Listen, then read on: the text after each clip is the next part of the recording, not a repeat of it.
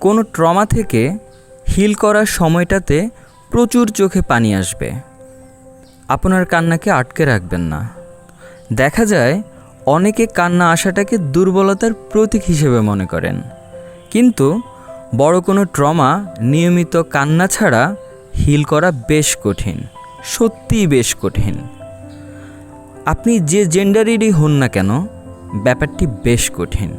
কেননা দিন শেষে আপনি একজন মানুষ, হোমোসেপিয়ান্স।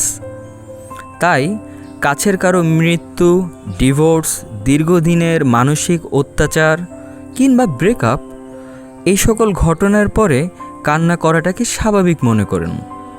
অবশ্যই মনে রাখবেন, ব্যাপারটি একটি মনোদৈহিক প্রক্রিয়া, যেখানে অসম্ভব রকমের আবেগ বিস্ফারিত হয়। এক্ষেত্রে বরং কান্না না আসাটাই অস্বাভাবিক। অবশ্যই মনে রাখবেন, চোখের পানি মনের গহীনের ব্যথাকে উপশম করে, মনকে প্রশান্ত করে, বুকের চাপা ভারকে হালকা করে। ধন্যবাদ।